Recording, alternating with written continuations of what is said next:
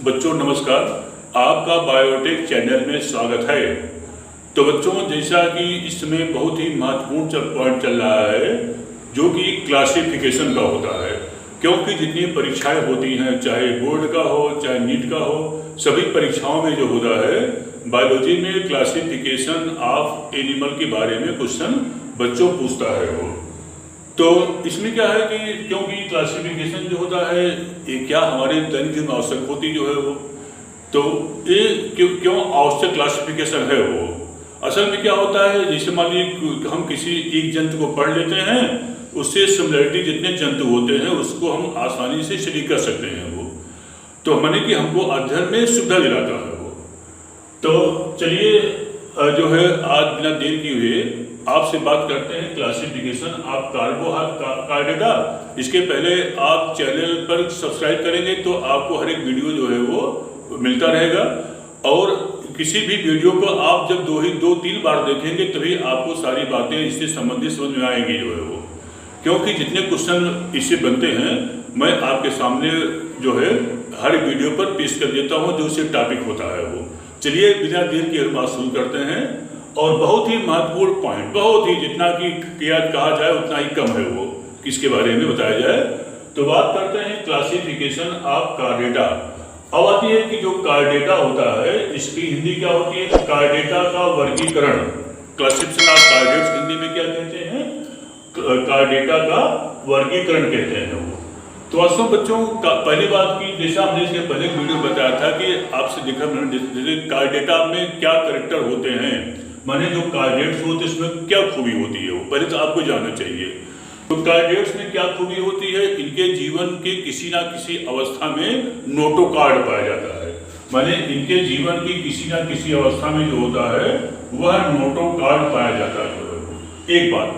दूसरी बात क्या होती है कि इनमें ट्यूबुलर नट कार्ड मिलता है वो, माने इन जो कार्डेट जितने कार्डोट्स होते हैं उसमें जो होता है ट्यूबुलर नट कार्ड पाया जाता है जो है वो, ट्यूबुलर नट कार्ड पाया जाता है।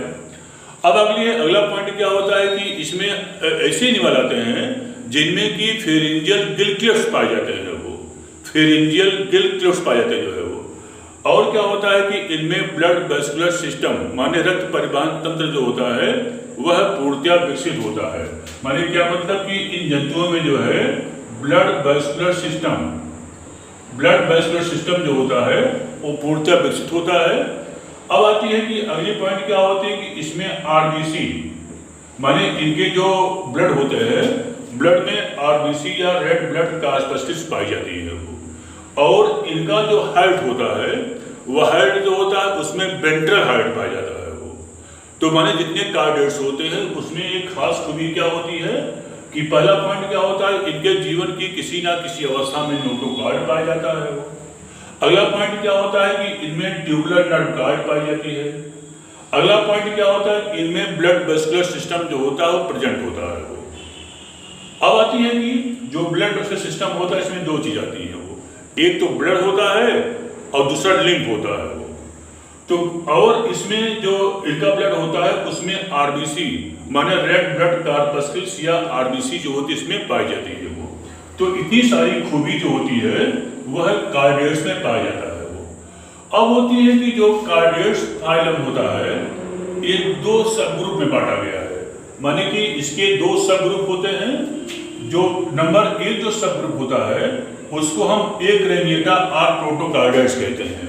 माने उनको जो होता है जो फर्स्ट ग्रुप होता है उसको हम एक्रेनिएटा आर प्रोटोकार्डेट्स कहते हैं वो।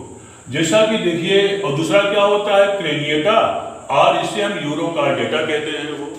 माने कि दो सब ग्रुप बांटा गया है, नंबर एक एक्रेनिएटा होता है या इसे हम प्रोटोकार्डेट्स कहते हैं, और सेकंड जो होता है क्रेनिएटा होता है या इसे हम यूरोकार्डेट्स भी कहते हैं। तो जैसा कि बता रहा नाम एक्रेनिएटा, ए माने नहीं, क्रेनिएटा माने क्रेनियम होती है वो। माने क्या मतलब कि जिसमें कि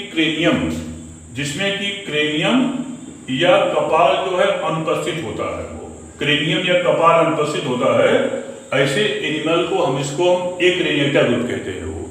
माने कि ऐसा ग्रुप जिसमें कि जंतु के क्रेनियम या कपाल नहीं, जैसे ए पोर्शन को कपाल कहते हैं वो। तो जिस जिस जंतु में क्रेनियम नहीं पाया जाता है, वर्टिब्रेट्स होते हैं, कार्डियड्स होते हैं, उसको एक्रेनिएटा और इसमें प्रोटोकार्डियड्स कहते हैं वो। और दूसरा क्या होता है, क्रेनिएटा होता है। तो क्रेनिएटा माने कि ऐसे जंतु जिसमें कि क्रेनियम या कपाल पाया जाता है, उसे हम क्रेनिएटा और उसे हम यूरोकार्डिएटा कहते हैं वो। तो माने क्या मतलब कि ऐसे एनिमल जिसमें कि क्रेनियम या कपाल होती है, उससे हम क्रेनिएटा या उसे यूरोकार्डियड्स कहते हैं। अब आती है कि अब बात करते हैं कि बच्चों जो एक्रेनिएटा और प्रोटोकार्डियड्स होता है, इसको दो सब फाइल में बांटा गया है वो। एक तो होता है यूरोकार्डिएटा होता है और दूसरा क्या होता है, सिफेलोकार्डिएटा होता है वो, सिफेलोकार्डिएटा। तो अब आती है कि जो यूरोकार्डिएटा होता है, यूरोकार्डिएटा या इसे हम ट्यूनिकेटा कहते हैं जो है वो। तो इसमें क्या होता है कि इसको क्रेनिएटा कहते हैं जो है वो। अच्छा, अब आती है कि जो यूरोकार्डियड्स जो होता है, यूरास माने टेल होता है और कार्डा माने कि नोटोकार्ड होता है। माने क्या मतलब कि ऐसे एनिमल जिसके की टेल में जो होती है नोटोकार्ड पाई जाती है, उसे हम क्या कहते हैं, उसे हम यूरोकार्डिएटा कहते हैं या इसे हम ट्यूनिकेटा कहते हैं वो। ट्यूनिकेटा क्यों कहते हैं तो यूरोकार्डिएटा क्यों कहते हैं, क्योंकि जिसमें ऐसे एनिमल आते हैं जिसमें कि रेट्रोग्रेसिव मेटामॉर्फोसिस बड़ा इंपॉर्टेंट पॉइंट होता है। एक टर्म होता है उसे हम रेट्रोग्रेसिव मेटामॉर्फोसिस कहते हैं वो। रेट्रोग्रेसिव मेटामॉर्फोसिस कहा जाता है। इस केस में क्या होता है, इसका मतलब क्या होता है कि इसका जो लार्वा होता है वो लार्वा तो डेवलप होता है, जिसमें कि क्या बोलते हैं जो है वो, उसमें माने कि नोटोकार्ड पाई जाती है, लेकिन इसका जो एडल्ट होता है उसमें वो एब्सेंट होता है वो। अब आती है कि अगला क्या होता है, ट्यूनिकेटा क्यों कहते हैं, क्योंकि इसकी जो बॉडी कवरिंग होती है उसमें एक विशेष प्रकार का कार्बोहाइड्रेट, और उस कार्बोहाइड्रेट को ट्यूनिसिन कहते हैं वो।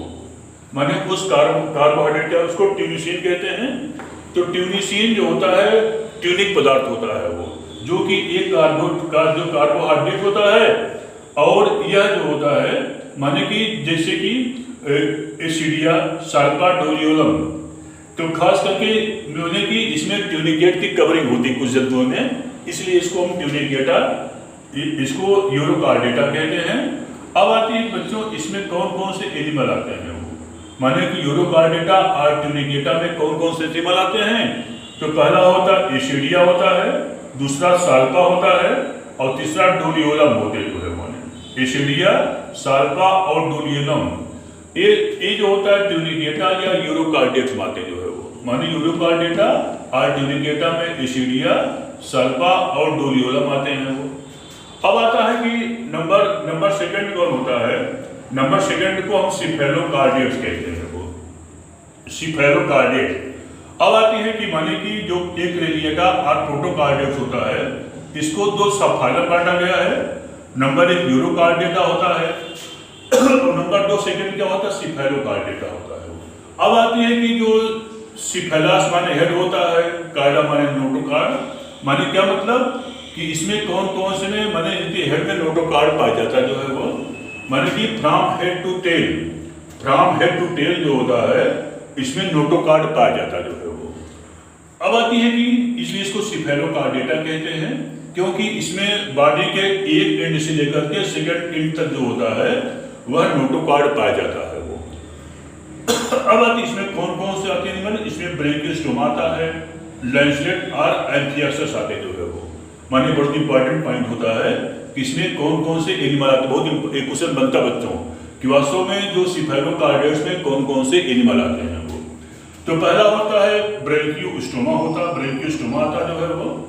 नंबर सेकंड लैंसलेट और एंथियाक्सिस आता जो है वो। अब आती है कि नेक्स्ट क्या होता है, नंबर सेकंड ग्रुप होता है क्रेनिएटा होता है, माने कि जिसमें क्रेनियम या कपाल पाई जाती है जो है वो, उसको हम क्रेनिएटा कहते हैं। और इसका सिर्फ एक सब फाइलम होता है और उस सब फाइलम को हम वर्टिब्री कहते हैं। माने ये जो सब फाइलम कहलाता है इसे क्या कहते हैं, इसे हम वर्टिब्री कहते हैं जो है वो। वर्टिब्री। अब खास बात क्या होती है कि जो वर्टिब्री होता है इसमें वर्टिब्रल माने इन एनिमल में क्या होता है, इस एनिमल में वर्टिब्रल कॉलम, इस एनिमल में जो होता है वर्टिब्रल कॉलम या कशेरुक दंड पाई जाती है। माने क्या मतलब कि इसमें जो नोटोकार्ड होता है वो notochord is replaced into the vertebral column, माने नोटोकार्ड जो होता है वह वर्टिब्रल कॉलम में बदल जाता है वो, और इसे जो होता है रीढ़ की हड्डी कहते हैं। और रीढ़ की हड्डी अस्थियां जो होती हैं वह बॉडी के माने कि बॉडी को संभालने में क्या होती है, हेल्प करती हैं वो। तो माने क्या मतलब कि इसमें नोटोकार्ड जो होता है that is replaced into the vertebral column. अब आती है कि जैसे आप देखेंगे पाइसेज, एम्फीबिया, रेप्टाइल, बर्ड्स और मैमल्स। माने क्या मतलब कि जो क्रेनिया होता है जिसमें खोपड़ी पाई जाती है उसका सबफाइलम देखिए उसे वर्टिब्री कहते हैं। और वर्टिब्री में कौन आते हैं, इसमें नंबर 1 पाइसेज आता है, माने मछलियां आती जो है वो पाइसेज हो गया। अगला होता है एम्फीबिया जिसको कि उभयचर कहते हैं। अगला होता है रेप्टाइल्स जिसको सरीसृप कहते हैं। और अगला होता है एवीज माने बर्ड्स होता है। और अगला क्या होता है मैमेलिया, स्तनधारी होते जो है वो। माने इतने जो क्लास होते हैं वो सब किस में आते हैं, वो वर्टिब्री में, जिसमें वर्टिब्रल कॉलम पाए उसमें आते हैं वो। तो बच्चों बहुत ही महत्वपूर्ण वीडियो है, इसको देखना ना भूलिएगा। लेकिन 2-3 बार 4 बार आप जब किसी चीज देखेंगे तभी आपको पूरी बातें समझ में आएगी। तो बच्चों आपका दिन मंगलमय हो, वीडियो देखते रहिए। अब इसके बाद नेक्स्ट बार इसके आगे का क्लासिफिकेशन आपसे हम बात करेंगे। तो बच्चों नमस्कार।